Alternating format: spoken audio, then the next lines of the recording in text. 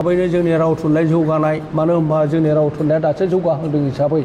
बेवहाय बयबो मोजां गोसोजों नोंथांमोन मिडियानि सुबुं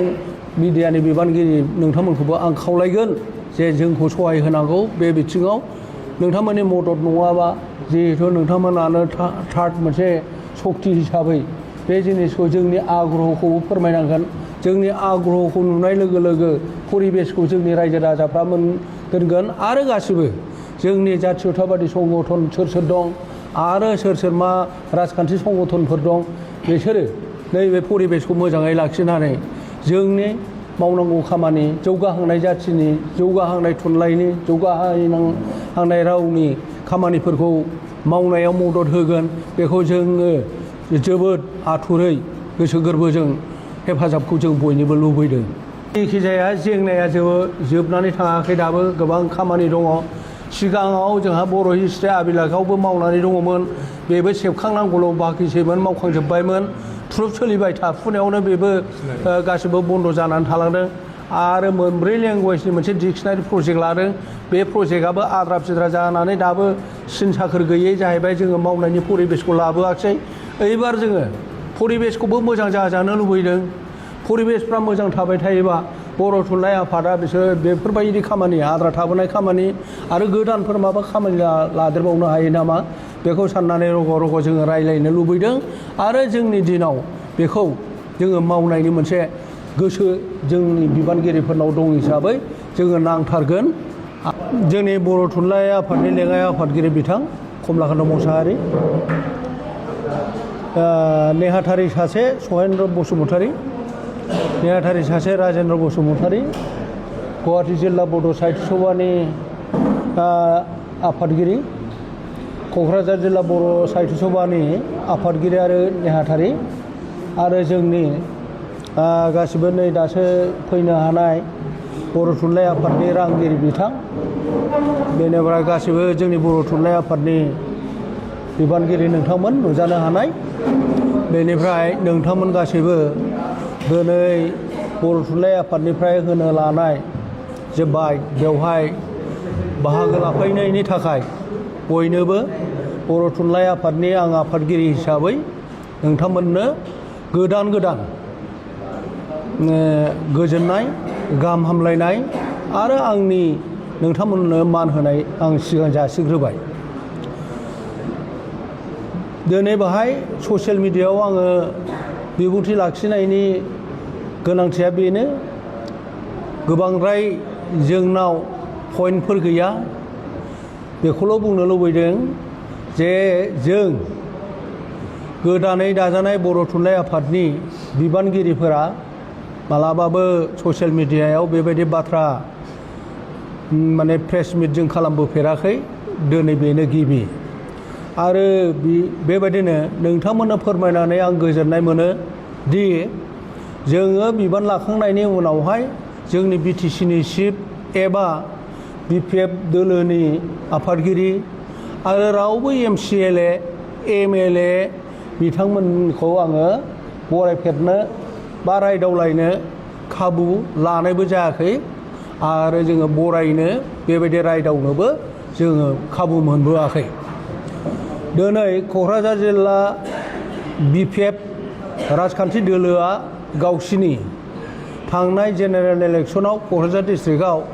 4 एमएलए दा समस्तिफोरखौ रायखाङोबा 1 नम्बर गसाइगाव 2 नम्बर दतमा 3 नम्बर क'क्राझार 4 नम्बर बावखुंग्रि बे समस्ति मोनब्रैया देरहासार जानो हादों क'क्राझार डिस्ट्रिक्टआव आरो मोनसेया पर्बत जराया देरहासार जानो हायाखै। दा बे देरहासार जानायनि दिनै जे मोनसे माने बिजय उत्सब होनदों बिस्रा माने रंजाखांनायनि मोनसे हाबाफारि लादों बेवहाय जोंहा मानगोनां बिटिसिनि चिफ लोगोसे बिथाङानो बिपिएफ दोलोनि आफादगिरि बिथांखौ लाबोनानै बरायनायनि मोनसे बे बिजय उत्सबआव हाबाफारि लादों। बेवहायनो क'क्राझार जिल्ला बिपिएफ राजखान्थि दोलोआ जों बर' थुनलाइ आफाद हारिमु आफाद दुलाराय बर' फरायसा आफादखौबो बे हाबाफारियाव रंजाफाफैथों चिफखौ बरायो नामा बरायफाफैथों होननानै लाइजाम हरदोंनो जोंबो बेबायदिनो गाहाय नेहाथारि आफादगिरि हिसाबै बर' थुनलाइ आफादा बे लाइजामखौ मोननानै हांख्रायनाय बायदियै जोंबो दिनै बरायफानांगौ होननाय खाबुखौ जोङो लानानै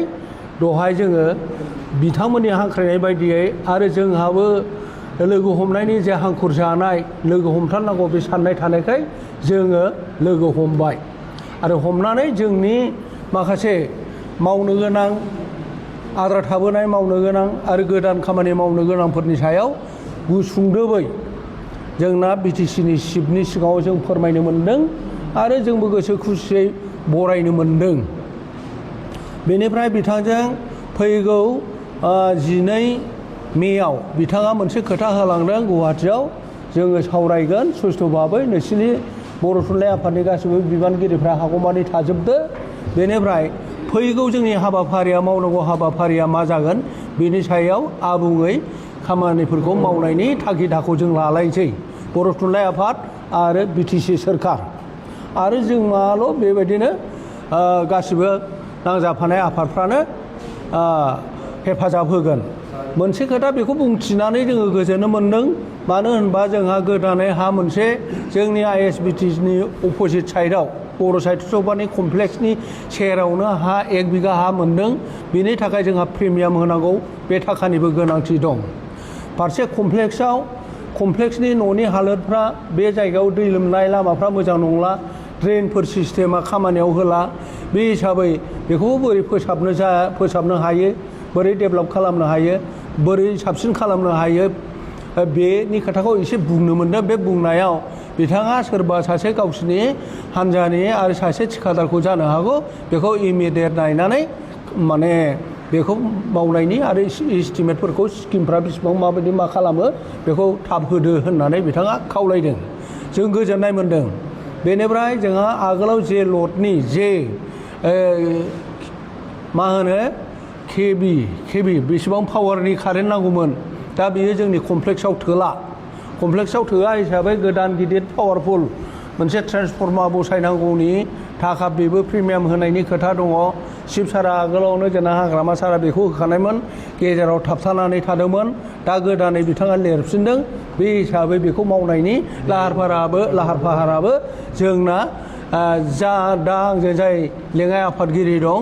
कमलाकान्त मोसाहारि बेनो तदबिदखौ लागासिनो दं आरो बे खामानियाबो चिफ सार हाग्रामानि अननायावनो थाबैनो जाफुंगोन होननानै जोंहा मिजिं खालामनाय दं।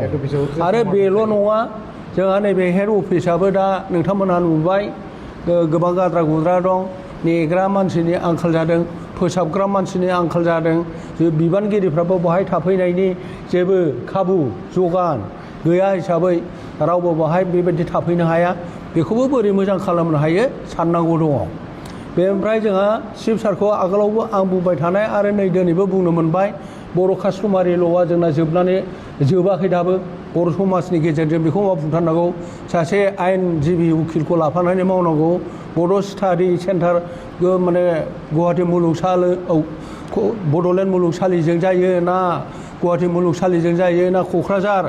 सोलोंसालिजों जायो बे जिनिसखौबो जोंहा बबेनि गेजेरजों प्रफेसारफोर डक्टरेटफोरखौ लोगोआव लाफानानै टाइ आप खालामनानै मा रोखोमै बे कास्टमारि ल'खौ थाबै दिहुननो हायो बाथौनि धोरोम बिजाबखौ बोरै दिहुननो हायो बाथौल' नङा ब्रह्मआबो बेखौ बोरै खालामनो हायो आरो बेल' नङा जोंहा बर' जारिमिन बानायनांगौ खोथा दङ। जोंहा दा दावगाफुनाय बर' थुनलाइ आफादआ बर' हारिनाव बेबायदि थुनलाइ आरो हारिमुनि जौगानांगौनि रावनि जौगानांगौनि खामानिफ्रा दंसोगारोखाय बेखौ जोङो बुंथिदों आरो बेखौ जोङो थाबै मावजानो लुबैनायनि बाथ्राखौ जोङो लुबैदों आरो बेखौ जों मावलांबाय थागोन। बेनि उनाव 12 मेआव जोंना एनडिए सरकारा जिहेतु सरकाराव फैगोनब्ला बिबानखौ लागोनबा बेखौ बिथांमोनखौबो जोङो लोगो हमनानै बरायगोन। बिबान लाखांनायनि उनाव जोङो लुबैदोंमोन 12 थारिखनि बिसोरनि अथ टेकिं सेरेमनियाव बोरैबाफोर लोगो लाफानानै बिसोरखौ बरायनायनि खाबुखौ लोगो मोनो नामा बेखौ जोङो चिफ सार हाग्रामा महिलारिनाव सोंनाय जादोंमोन नाथाय बिथाङा बुंबाय ओइदिनखालि नांला लासै लासै उन समफ्राव लोगो हमलांनायनि हाबाफारिखौ लादो बे खोथाखौ बिथाङा बुंदों। बेनिफ्राय जोंहा जेंनायाथ' रायलायनांगौ खोथाखौथ' उनफ्राव रायलायजायो मानो होननानै बुंबाय जे स्कुलफोराव बर' फरायबिजाबफ्रा दाबो मोनाखै माने फोरोंगिरिनि आंखाल बेफोरबो दं बेखौबो जोंहा आसाम सरकारजों आरो बिटिसि सरकारजों रायलायनांगौ खोथा दं बेखौबो एसे बुंनानै दोननाय जादों जिखि जाया जेंनाया जोबनानै थाङाखै दाबो गोबां खामानि दङ सिगाङाव जोंहा बर' हिस्ट्रि आबिलागावबो मावनानै दङमोन बेबो सेबखांनांगौल' बाखिसैमोन मावखांजोब्बायमोन ट्रुप सोलिबाय थाफुनायावनो बेबो गासिबो बन्द' जानानै थालांदों आरो मोनब्रै लेंगुवेजनि मोनसे डिक्सनारि प्रजेक्ट लादों बे प्रजेक्टआबो आद्रा फिद्रा जानानै दाबो सिन साखोर गैयै जाहैबाय जोङो मावनायनि परिबेसखौ लाबोआखिसै एबार जोङो परिबेसखौबो मोजां जाजानो लुबैदों परिबेसफ्रा मोजां थाबाय थायोबा बर' थुनलाइ आफादा बिसोर बेफोरबायदि खामानि आद्रा थाबोनाय खामानि आरो गोदानफोर माबा खामानि लादेरबावनो हायो नामा बेखौ साननानै रग' रग' जोङो रायलायनो लुबैदों आरो जोंनि दिनाव बेखौ जोङो मावनायनि मोनसे गोसो जोंनि बिबानगिरिफोरनाव दं हिसाबै जोङो नांथारगोन आरो नोंथांमोनाबो बे बिथिङाव हेफाजाब होगोन जोंखौ मोजां भाबैनो जोंनि राव थुनलाइ जौगानाय मानो होनबा जोंनि राव थुनलाइया दासो जौगाहांदों हिसाबै बेवहाय बयबो मोजां गोसोजों नोंथांमोन मिडियानि सुबुं मिडियानि बिबानगिरि नोंथांमोनखौबो आं खावलायगोन जे जोंखौ सहाय होनांगौ बे बिथिङाव नोंथांमोननि मदद नङाबा जिहेथु नोंथांमोनानो थार्ड मोनसे सक्ति हिसाबै बे जिनिसखौ जोंनि आग्रहखौबो फोरमायनांगोन जोंनि आग्रहखौ नुनाय लोगो लोगो परिबेसखौ जोंनि रायजो राजाफ्रा दोनगोन आरो गासिबो जोंनि जातीयताबादि संगठन सोर सोर दं आरो सोर सोर मा राजखान्थि संगठनफोर दं बिसोरो नैबे परिबेसखौ मोजाङै लाखिनानै जोंनि मावनांगौ खामानि जौगाहांनाय जाथिनि जौगाहांनाय थुनलाइनि जौगाहांनाय रावनि खामानिफोरखौ मावनायाव मदद होगोन बेखौ जोङो जोबोद आथुरै गोसो गोरबोजों हेफाजाबखौ जों बयनिबो लुबैदों बेखायनो बारहावाफ्रा मोजाङै लाखिदों बारहावा मोजां लाखिनायाव नोंथांमोननि माने गोहोमाबो थागोन नोंथांमोनखौबो आं खावलायदों मिडियानि मानसिखौ दिनैनि बे समाव जायखिया जोङो बरायनो मोननानै गोजोननाय मोनदों आरो गोदान जागोन आसामनि सरकारखौबो जोङो बरायनो जोङो नाजागोन आरो जोंनि नांगौनि फोरखौ बिनानै बिख'नानै हारि जौगानायनि खामानि मावनो जोङो नाजालांगोन बेखिनिखौनो आं नोंथांमोनखौ फोरमायबाय आंनि बुंनायखौ एसेयावनो फोजोबथ'बाय गोजोन्थों